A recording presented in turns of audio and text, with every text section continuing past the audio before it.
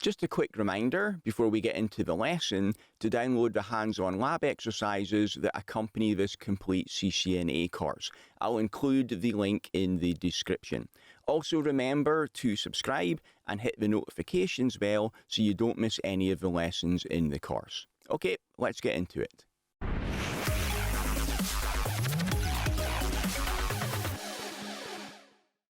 In this lecture, you'll see how to configure basic line level security on a Cisco device. And for this demo, I'm going to use the router R1 that you can see in the diagram. It's got an IP address already configured on there, 10.0.0.1, and I've got a couple of PCs, PC1 and PC2, which have got IP connectivity to the router.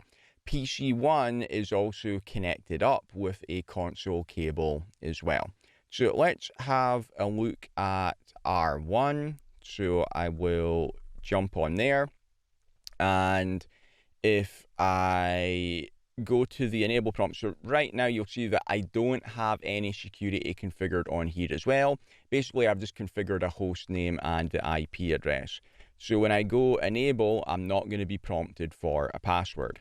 And I can show run, and you see I've got IP addresses on there, and I've got no configuration under my console or my virtual terminal lines. So first thing to do is to secure the console access. So I'll go to global configuration, line console, and I'll do a question mark, and you see that I've only got one line, so it's going to be line 0. And then I'll put a password on here. So I'll say password FLACKBOX'S1. Now, you also need to put in the login command as well. So let's see what happens when I don't do that. So I'll exit out of here and then hit return, and you see I get in immediately. It didn't prompt me for a password. So to get the password prompt, I'll go back to global configuration, line console 0. I've already configured the password. I also have to say login as well. When I say login with no other keywords after that, it means use the password that I just configured at the line level. So now if I exit out of the console, when I hit enter again, so this would be the same if a new user was hooking up with the physical console cable now, we'll see a prompt to enter the password. If I put in the wrong password, it's going to prompt me for the password again. Doesn't let me in. So I'll put in the correct password, and you'll see I've now got in at the user level.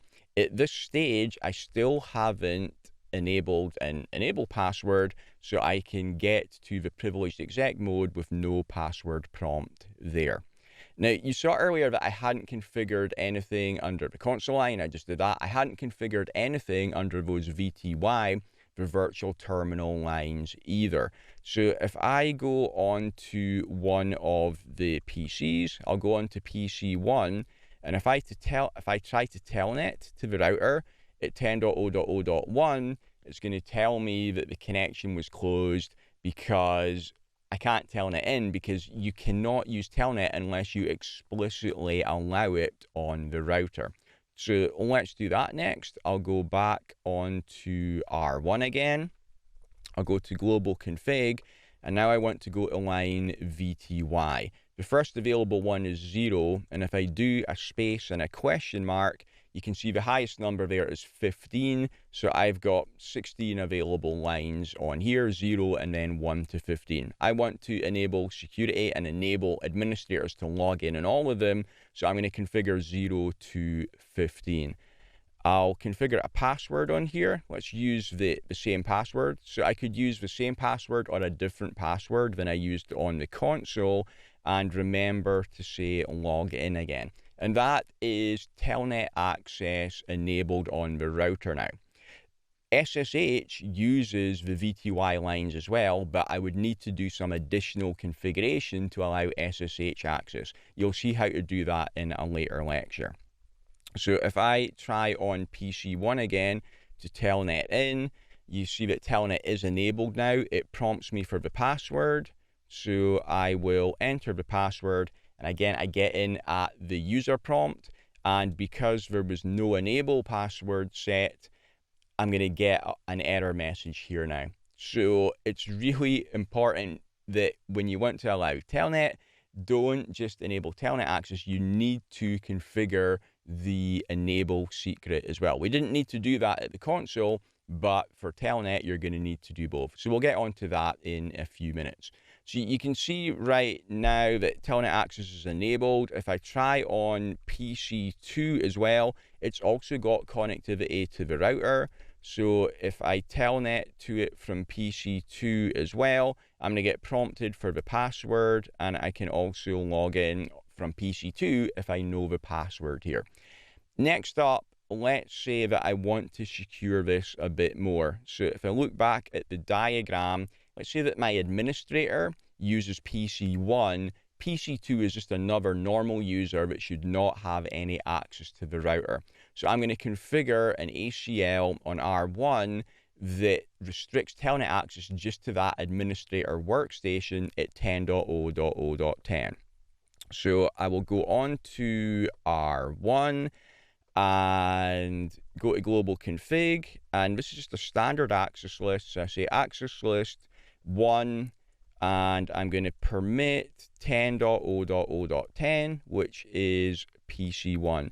Then I'll go back to line VTY 015 and say access class 1 in, which means only IP addresses specified in the ACL are going to be allowed to telnet in.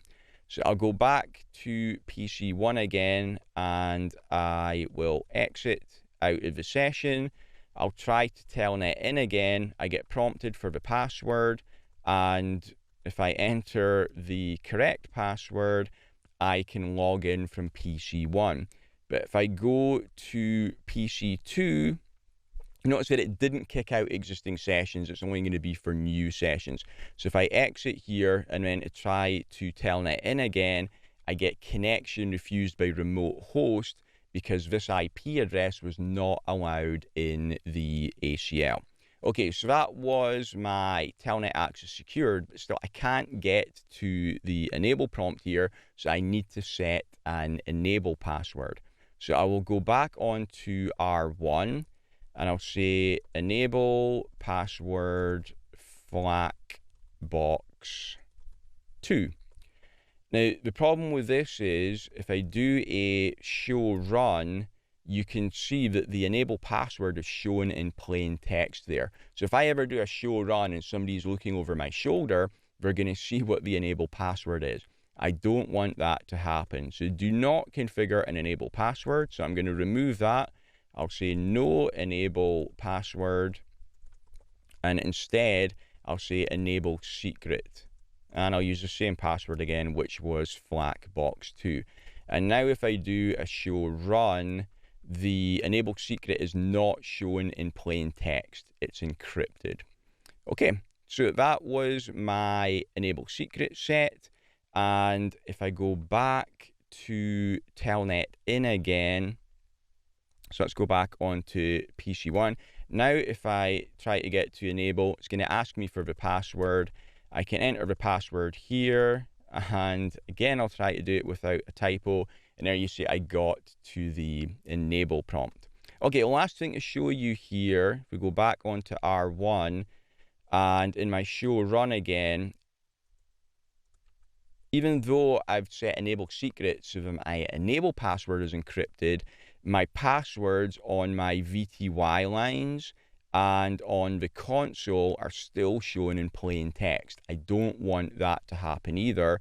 So I will go to global config, and the command I want to enter is service password encryption. What this does is it will encrypt all passwords in the running config. So if I do a do show run and scroll down to the bottom, you can see that those line level passwords are encrypted now as well. Okay, so that's how to configure basic line level password security. See you in the next lecture where we're going to get into some more security details. Thanks for watching. If you'd like to get the complete course ad-free right now, then you can enroll in my CCNA Gold Bootcamp by clicking the link above my head or in the description. It also includes full study notes, quizzes, and 150 pages of additional troubleshooting labs you can't find anywhere else.